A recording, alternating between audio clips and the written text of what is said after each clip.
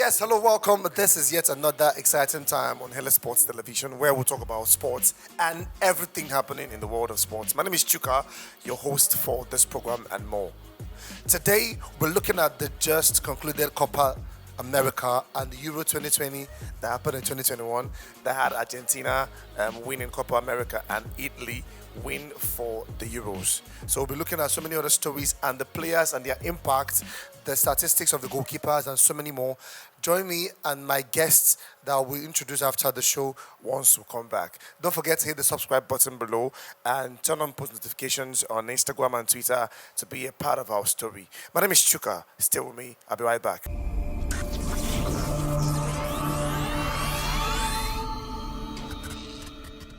Yes, welcome back. Today we've got the regular analyst on this program, Mr. Osazi. How you doing? I am doing great. Sugar, how was your weekend? It's all good, man. The weekend was kind of dramatic. Saturday for Argentina and Sunday, which was the one that capped it all. The fact that the final was decided on a penalty shootout.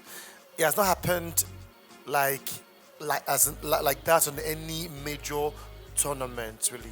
And the exciting thing is the fact that the both teams went in, though England went in harder than Italy in the terms of the media. And now it now came to seem like England did more of the media hype and forgot to do the backroom job, while Italy came with the tactics. Really, how would you analyze the game and like particularly the final of the Euros? It was a very tight school game. The Italians, just like you rightly pointed out, they really came into it with a different mindset. I remember when the group stages started, Italy national coach, talking about Roberto Mancini, he actually played what I called massive defense, massive attack, massive midfield. He was having this attacking mindset, which he actually instilled into the Italy national team players. But when the knockout stage started, he reversed to what we used to know the Italians for, that is the defensive system, defensive side kind of football.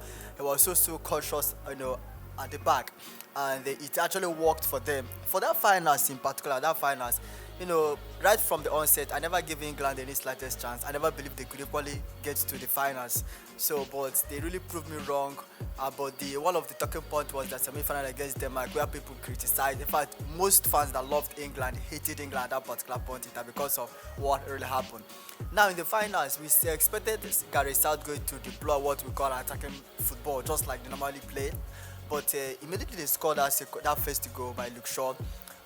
They felt probably we can actually maintain this one goal lead, and they immediately Declan Rice sustained an injury. You saw the English national team fought back. They started playing very defensive football, very defensive, which actually allowed the Italy national team more room, more space to attack, and which actually paid off for them in the second half. So for me, I think what killed that game was the initial stage of defensive mindset, on the part of the English national team. They actually started playing defensive earlier, and the non-introduction in the first half, maybe the beginning of the second half, by Gareth Southgate, talking about the introduction of Jack Grealish, Sancho, and Marco Rashford, equally did not help England national team. So for me, I think England lost it. They lost it because of their inability to make what I call tactical changes and to deploy an attacking mindset right from the onset of the game. Okay, so now everyone has been saying the trophy will come home. The trophy will come home. So is Rome the new home right now? Of course, Rome is the new home. If we apart from football, if you compare what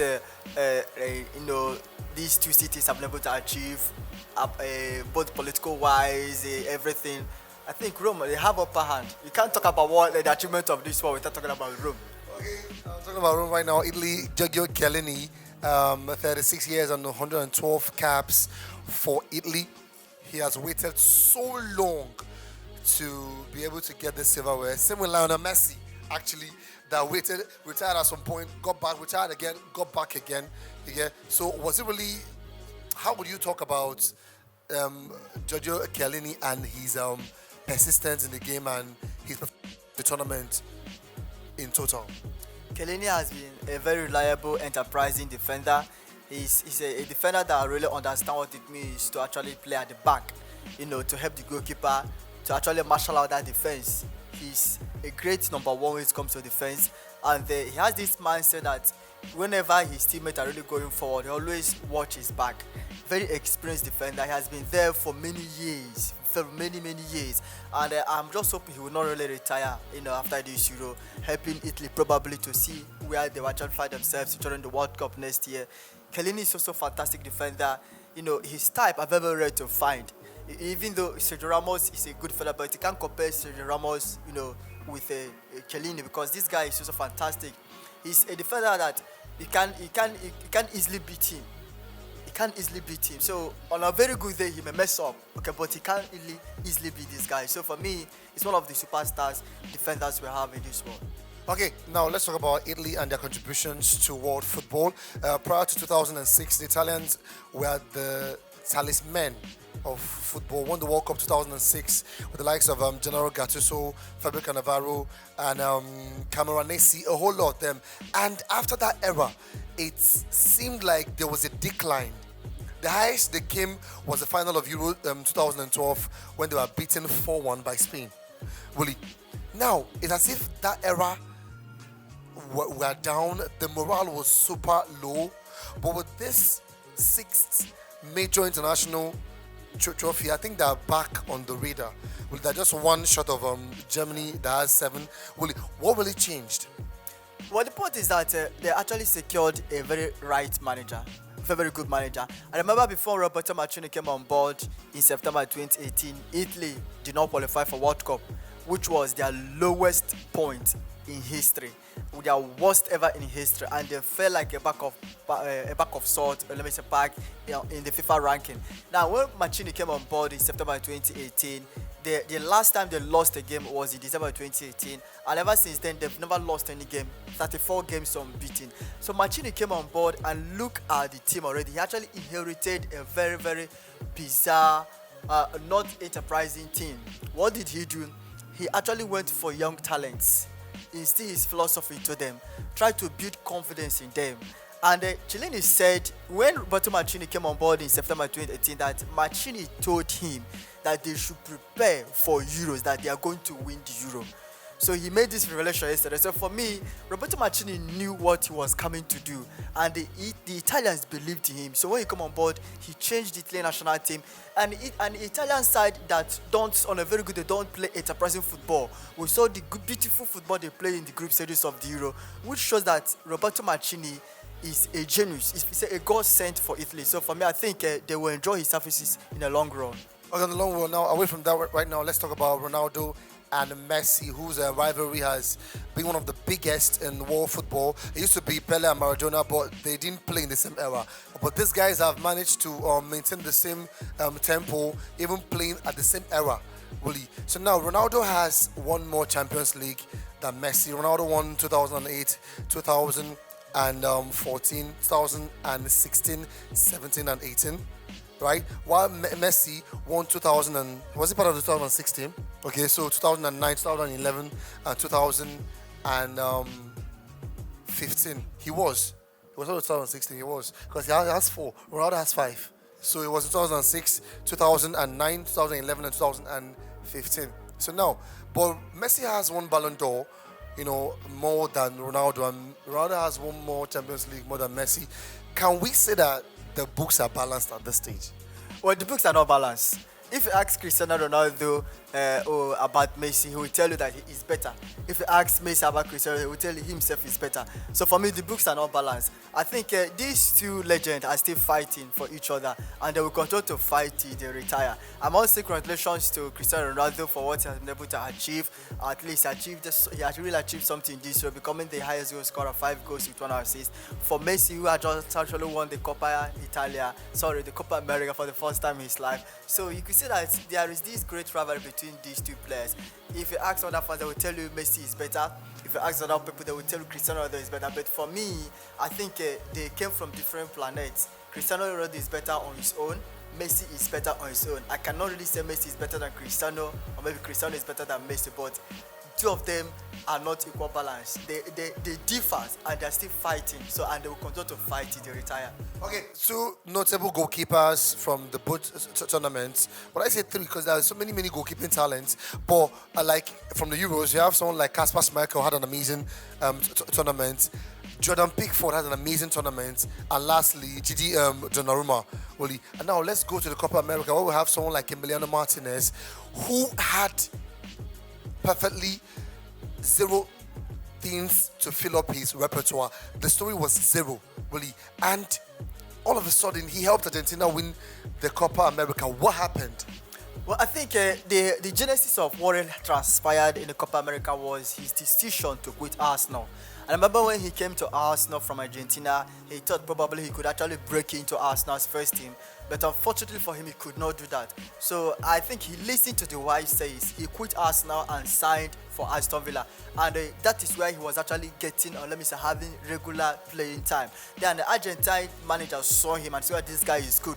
Right from when he was sitting on the bench at Arsenal, this guy was a very fantastic goalkeeper. So he really invited him and said, come on, let me actually give you a trial. What did he do? He did not really disappoint the Argentine manager. So for me, I think what we saw in the Copa America was actually instigated by his decision to quit Arsenal. Because if he had not decided to quit Arsenal, I don't think Argentina manager would have hired a goalkeeper that has been sitting on the bench without being tested for such competition. I cannot really believe so. So for me, I think he quit Arsenal, and that was why he was able to get the call up. And we saw what happened. An amazing, fantastic goalkeeper. Amazing, the best goalkeeper of the tournament. So yeah, now for us to wrap up, we've got the two football legends who are still on track playing, Ronaldo and Messi, being joined by this particular number. Yes, 10th of July. 10th of July 2016, Ronaldo with the goal of Eder won, even though he was injured in the first half, he cried throughout. With the goal from Eder, he turned to coach. He was shouting and doing his regular thingy. They won the Euro 2016. And now, on the same date, I think 5 years later, Argentina won the Copa America with Lionel Messi. So these guys, like, you gotta tell me that these guys are joined by this number for the rest of their history, really. Even though we don't know what might happen. We might have a Portugal-Argentina final in 2022. We don't know, but whatever happens, let's just see how it goes down.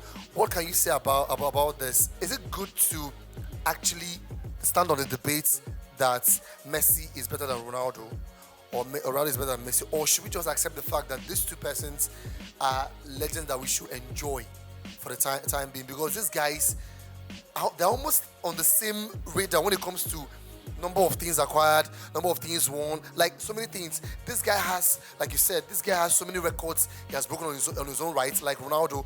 Messi has on his own right too. So should all this bickering stop and the debate be over? The debate cannot be over.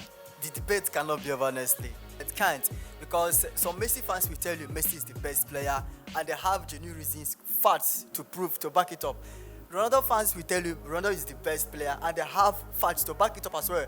Now, on the part of Ronaldo, they will tell you he played in England, played in Spain, played in Italy, won different league titles. And the Messi fans will tell you, okay, Messi played only for Barca, but look at what he has been able to achieve. So for me, I think, as I said before, these two players, you can't compare two of them. You can't really compare two of them. They are quite from different planets. Messi is good, Cristiano Ronaldo is good, and the fight between two of them will still continue. It won't end until both of them retires. So all of you now, keep on feeling what you're feeling, because at this point in time, these two guys are at the highest level of their career so far. They have so many records that and you know what they do? They create records and they break it. They create again, they break it. They even break the ones that they have created.